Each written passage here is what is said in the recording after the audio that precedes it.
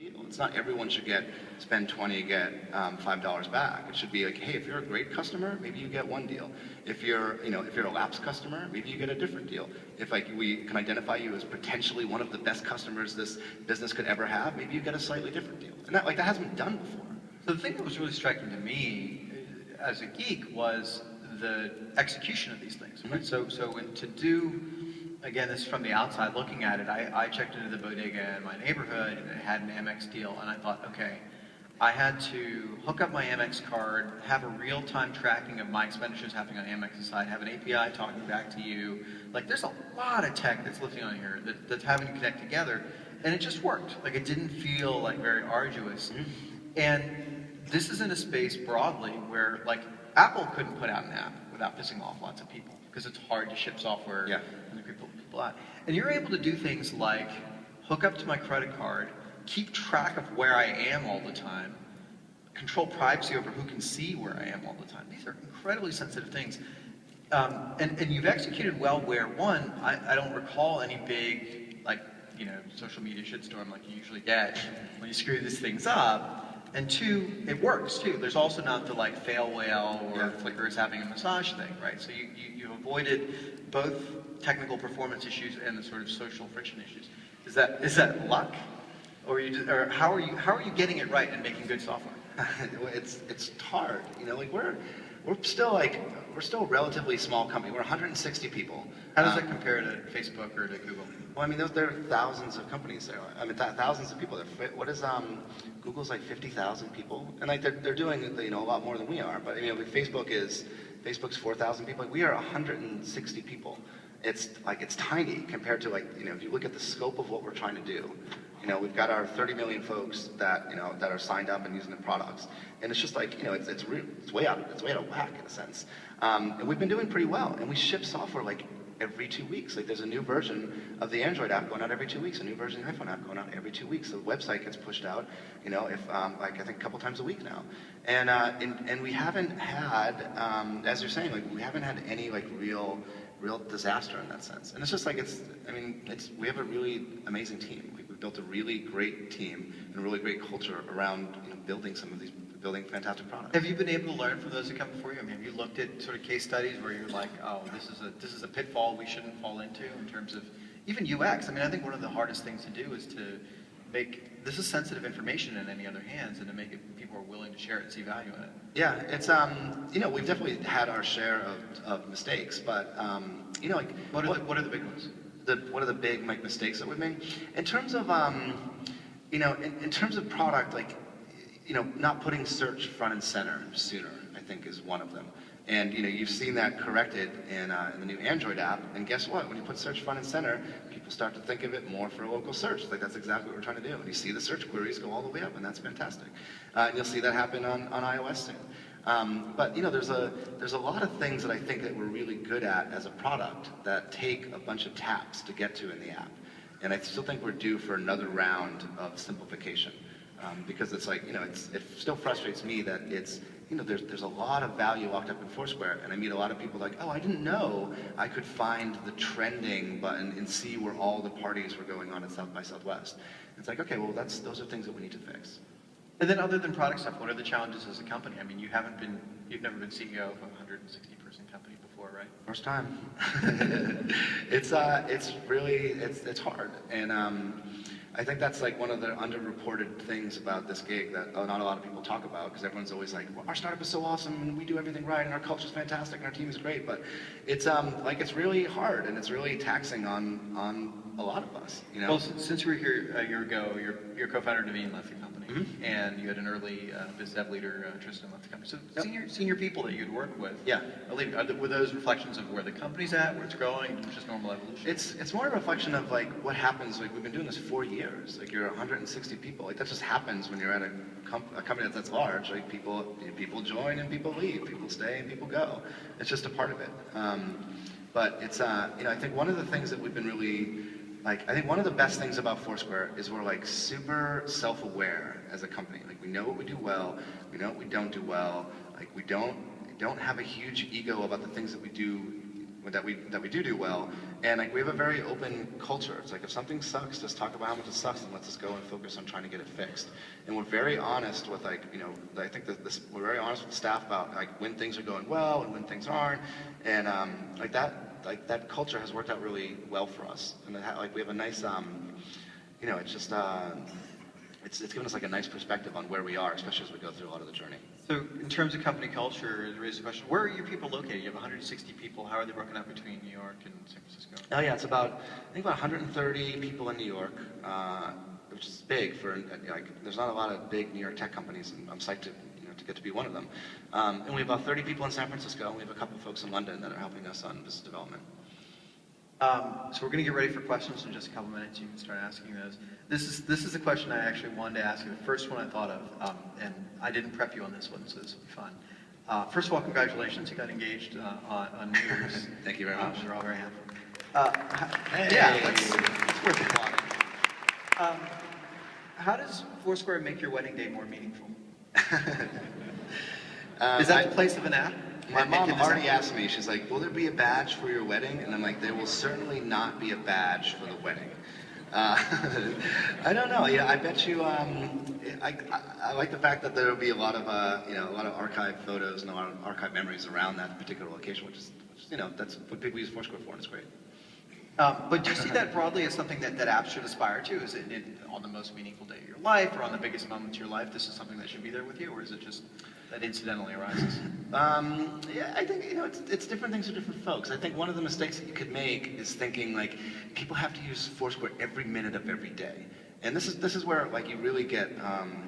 It's really easy to get distracted, to look at, it's really sexy to have like an app like Twitter or Instagram that people are just like all day long using it. And like, kind of come to terms with, we help people solve a certain subset of problems about like when they're out of context, when they're looking for something interesting, looking to find their friends. We don't have to solve everything, we just have to solve a couple of those problems really well.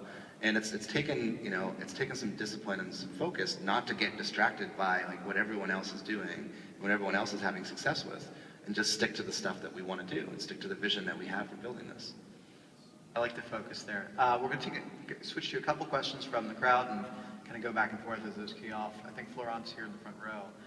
His question was, is the next frontier of location around real-time data about physical locations, things like occupancy, wait time, does it matter? Like there was a long line to get into this room. Is that something that Foursquare should be notifying you about? Yeah, I mean, you could see from the, from the pulsing cities, like we can tell you when a place is, and you've probably seen this in trending, every place in Austin is busier than normal, right? Which is like an interesting little data thing.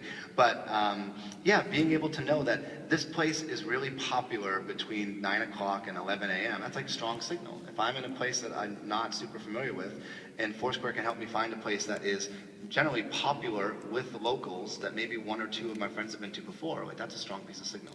How much do you worry about that signal not being representative? Like this is all sort of like geeky, affluent, world traveler types, right? Like is that a valid signal? Is that... Yeah, it's valid signal, but I think it corrects itself over time, and it's just it's part of the journey of becoming mainstream. If we looked at what we were doing, we were 100,000 users. It's just like that archetype of like the startup tech early adopter. Like there's a lot more diversity at 30 million users, and there'll be a lot more at 100 million users.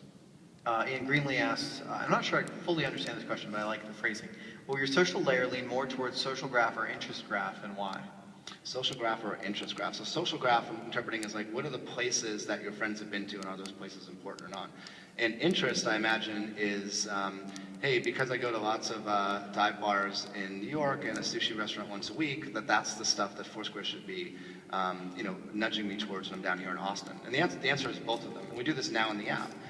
Like the more that we can do to show, like you'll see this in the app. Like we always try to have a line of text underneath every search result, and that's like that. We call it the rationale. Like this is the reason that Foursquare chose this place for you at this time, because 8 of your friends have been here, because it's popular in the morning, because you like coffee and this place is popular, because you haven't been to the city before and we have strong signal that this is an interesting spot. And we really try to make that clear, and I hope that stands out. But yeah, it's to answer that question, it's a little bit of both. Okay. Anel, do you have an example of a brand or a company that utilizes Foursquare as a storytelling platform in a good way? Who's doing this well? What's that? Who's doing this well? A storytelling platform. I'm trying to think like in a linear type of way. I can't think of one on top of my head that's doing it in a linear way, but I think some of the stuff that we've seen, this is like like what reality TV shows were doing like early on with Foursquare. Like people connect with those shows, and because it's like reality TV, a lot of them take place at real places. And so people were leaving tips around where it's like, oh, you happen to be sitting at the restaurant where this huge blow-up scene happened in the real world or something, in the TV show. And like that stuff is, it's kind of interesting. It's like it's storytelling behind the scenes, not in a linear fashion, but it's like based off of where you go, we pop up different things and help you remind you of these things. This makes me think, I have a couple apps hooked up to my Foursquare, so when I check in, like Sonar and other apps will tell me about what's going on. How much of a focus are those kinds of integrations? Is that something you guys are actively pushing, or? Yeah, well, I mean, it goes back to wanting people to make magic out of the data that we have and out of the APIs that we offer. And so, Time Hop, I think, is one of. Actually, let me answer that other question. Like, in terms of storytelling with the app, Time Hop is probably the best one. Thanks for the nudge, by the way. It's like a little hint. But Time Hop is like the story of my life, based off of like all of this archived Foursquare data. And like as I'm down here, I'm getting reminded of like past South by Southwest. Like it's just really interesting to reflect upon. Yeah. And those are things that we never think about. Like we would never think about doing that. And then people always come up, like whenever you build an API, people have all these crazy use cases, build all this crazy stuff that you would just never normally think of. And that's the kind of thing where you see that as totally safe. Like if they're innovating there, that's not something that's core to your experience, so it's a great space for them to go crazy with. Yeah. Jonathan, what is the future of super users? This is a question near and dear to my heart. Yeah. As a level 1. Yeah, who's here? Are Foursquare super users in the house? Get out of here, that's awesome. Shout out to the venue editors. Yeah, first of all, thank you guys. Like our super users are the ones that do a lot of the editing and merging and like the curation of that data set. And it's one of the things that makes Foursquare such an interesting company. So thank you guys for that. The future of it is really just to continue to support you guys as much as we can. There's a group within the company that does super user outreach and is constantly building and iterating on top of the super user tools. So I mean, if there's tools for the super users in the house that you guys that you need, you should let us know about it. But you're a huge part of everything that we've done and everything we've been able to achieve. Somewhat relatedly, a couple years ago, you had Big Boy play at the Foursquare party, and you could follow his check-ins, and I got some crazy tip from him when I went to O'Hare Airport. Do you think that sort of celebrity follow model is part of Foursquare, or? Yeah, really? we tried it early on, going into follow mode instead of more of like a symmetrical, I'm friends with you, you're friends with me. And that's one of those things that you can get distracted on. Like, again, it's like, that's a good example. Like, we looked at, hey, it's working really well for Twitter, we should drop that in Foursquare. And, ultimately, Foursquare it's a different product. Like, it's about, having a tight social graph and just being friends with the people that you overlap with in real life and, learning and kind of, experiencing the world through their eyes and through, like, the lens of their check-ins. And, we're starting to realize maybe that doesn't work as well for some of those folks. Maybe we can build different products there. But that's a good example of something like, it's like, oh, well, we have all these people interested in using. What can we specifically build for them? And I wonder if sometimes we go down that road a little bit too far. So I love this supply chain question from Gaurav. How can Foursquare be used by enterprise companies, especially those in transportation and logistics? God, these are tough questions. I didn't think of that one, so I'm pretty happy about it. I think one of the interesting kind of side effects that came out of Foursquare, and this isn't a direct answer to this question, but one of our data guys, in addition to making those cool data visualizations, like they went and they're able to use the data to draw the shape of places. So Yankee Stadium isn't just a point. Yankee Stadium is a polygon that's defined where all the check-ins have happened. JFK Airport isn't just a point, it's the runways, it's the air train leaving in, it's all of the terminals. So like we can actually draw the shape of places based upon where people check in. And it's like, we didn't expect that. We just didn't think, wow, that's really, really clever data.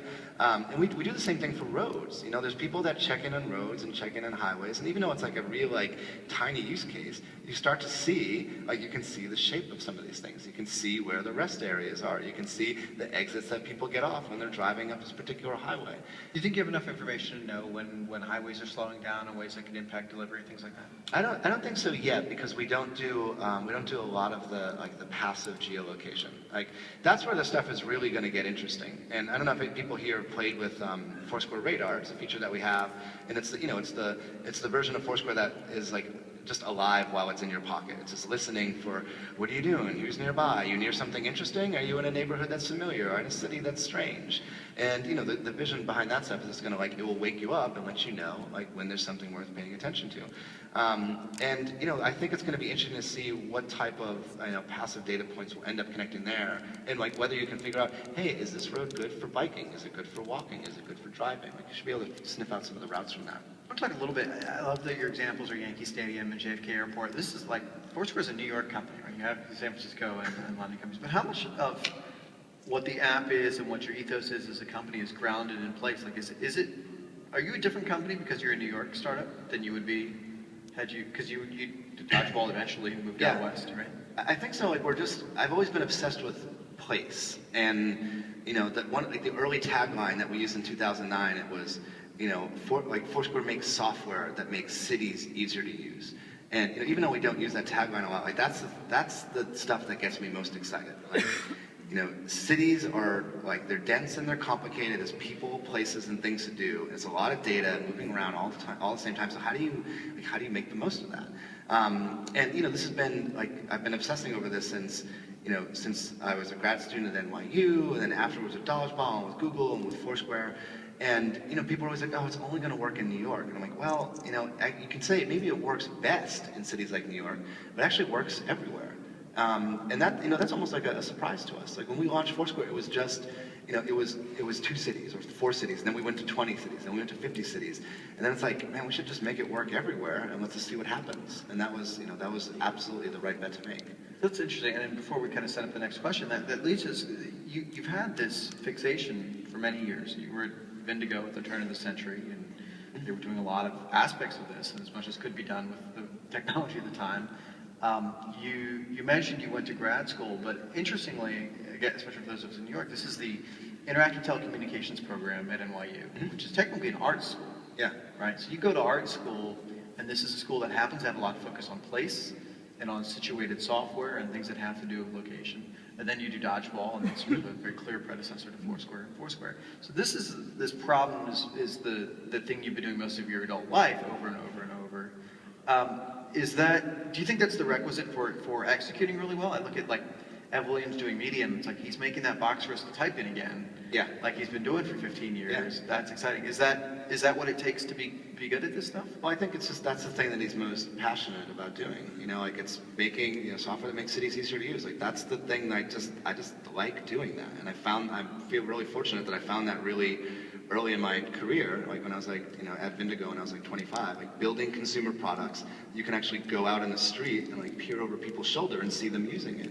And I was like, wow, that's awesome. And like that, since I had that moment, I've just been continuing to do that. And how much is that a contrast to the sort of placelessness of other social networks, where they're sort of just ephemeral and they're not grounded in the physical world, the real world? Do you think there's a reaction to that? Well, that's the thing that sets us apart. You know, it's like, I think it's also one of the things that's allowed us to, you know, survive this competitive onslaught over the last couple of years. I mean, everyone's tried to copy what Foursquare's done. Like Yelp added check-ins, Facebook added check-ins, Google has it now.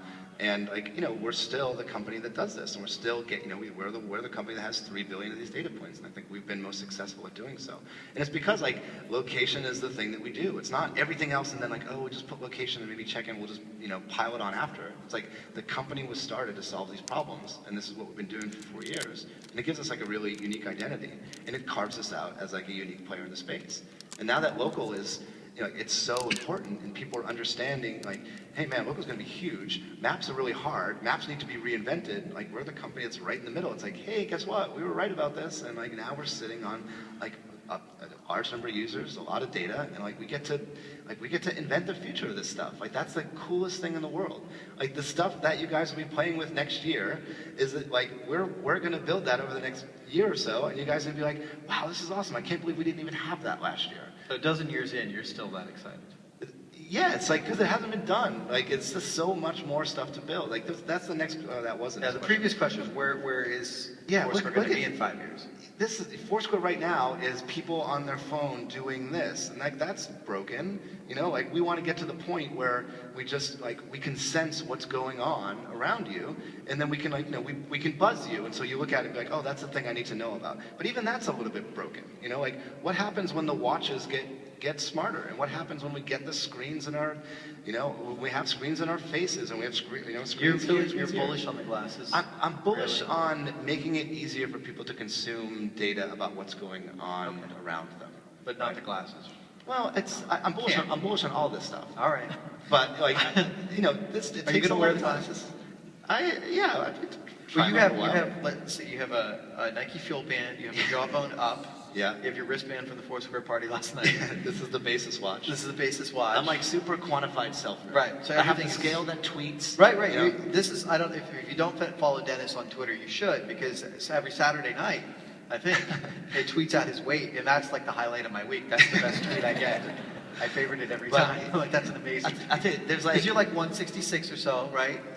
yeah, around there. Yeah. And that's pretty exciting. It's not that it's creepy or anything. No, Yeah. I mean it's you have thousands of Twitter followers and you tweet it to them. Yeah. Well, I mean, it's So- why not? You know we can read it, right? Yeah, I'm not That's embarrassed. But here's the thing, right? So like, look at just on my arms, I'm generating a lot of data, like, and that is what nerds do right now, and that is what normal people are going to do a couple years from now. Like everyone knows that. Like South by Southwest is where like you get to experience the future for a couple days before you go home and live in the present. And this is the future. a God, little the bit. future has a lot of hangovers. What's that? The future has a lot of hangovers. But it's like all the data that's being generated by our phones, all the passive stuff that's going on, like it's just not being put to good use. I'll tell you, this is like so 2 years ago, but someone made this awesome mashup of the We Things scale, my weight, the types of places I was checking into, and the amount of exercise I was putting into Nike Plus. And it was like, Dennis, when you go out and check in at 2 in the morning, you do not go for a run the next day, and your weight goes up 1 week later. and this is like, it's a no-brainer. Everyone knows that. But when you see those three lines intersecting, you're like, man, that's cool. There's something really powerful. But does it tell about you that when you check into the bar? Well, this is 2 years ago, so it wasn't. But like that's like it should nudge you and be like, hey. So this you're gonna is run the race. question from Walter. Are badges going to evolve somehow to make better real life experiences? That's a whole different topic, right? That's what I want. That's what I wanted Foursquare badges to be in the very beginning. And this stuff, like it's, we talked about software making cities easier to use, but it's also like software that gives you a kick in the ass to go and do stuff that you normally wouldn't do, to have richer experiences. That's what the badges were originally designed for. And I think, like during the Foursquare journey, like I'm super proud of the company that we built and the products that we're building. We've found this nice, really defensible space. But there's so much other stuff that we just haven't done yet. And I think this catches on some of it. So I'd love to get back there someday. But we're still very much focused on, right now it's like help people find the best stuff nearby, own that local discovery places, that local discovery experience, make the radar stuff really rich, make people aware of this stuff, and then start bringing back some of the incentives like, hey, we want to challenge you to do more interesting things. Josh has a great question. How do you see your platform integrating with mobile payment platforms in the future? So much energy around Square and Stripe and all that other stuff. Yeah, we were talking about focus before. This was a big thing for the company like 2 years ago. It's like, hey, everyone's getting into payments. Should we get into payments? Like, we come up at the board meetings. It comes up in interviews. You guys aren't paying payments. What are you doing? And we decided that's not our game. Like, our game is helping people figure out like what is the best stuff that's nearby. Payments could be a part of that going forward. And with Square and Google Wallet and PayPal and all those guys competing over that space, like once someone figures it out, we'll have hooks into it. But there's no reason Square's cash register couldn't hook up to your business APIs. No, not at all. We'd love to see that stuff happen. Anyone that's doing point of sale, even just think about that. Like the fact that I can swipe my credit card at a place and the place doesn't know anything about me. They don't know like if am I a great customer, am I a potentially great customer, am I actually a lousy customer? Like they should have that data, and we can play a big role in making all that stuff smarter. This is a wonderful, horrible question, Jinton Jane. What keeps you up at night?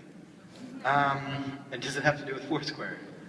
A lot of it does, I still have sleepless nights over like how hard it is to do the stuff that we're doing. And it's not just like the product and the competitive stuff, it's just like, it's the company, it's like you've got 160 of like the smartest people that I've ever met and ever worked with. And like, it's really, for people that are running companies here, it's really difficult to get everyone working together, to keep, to keep things moving, to keep everyone focused, not to get distracted, like to not, for me personally, not to be meddling in everyone's business, but to still keep the product roadmap going tight. And it's like, you're always like learning how to do this, and I don't know if you ever figure it out. One last question. You got a room full of really, really smart people, all really creative. What do you need them to do? What do you want to see come out of these folks where it's going to be inspiring to you? What are you looking for somebody to invent or create? Like to do with Foursquare or to No, do in tech. Bro, just in tech in general? Wow, that's a good question. The two things are, it goes back to like there's a lot of services that are creating a lot of data, and I love to see the intersection of a lot of stuff, and I think we play a big role of that. The other part, and this might be like a little bit corny, but like the reason that we're able to do a lot of the stuff that we do is like we have a really good support network in New York, and like I know that stuff exists in San Francisco, but it doesn't exist everywhere. And like we didn't have that with Dodgeball. Dodgeball was really difficult because we didn't have someone to go and have coffee with and be like, how the heck do we do this? How do we raise money? What do we do in this scenario? Should we, we just have no one to go to for advice. And so a lot of folks at Foursquare are actively involved in trying to give feedback to the startup community. Like that's one of the reasons like we bring a lot of people down here. We try to be really accessible. Like people that are doing this stuff and that figured out some of it should help the people that haven't yet figured it out. And so if there's one thing you guys can do, like that's it. Perfect. Hope you all join me in thanking Dennis. Cool. There you go.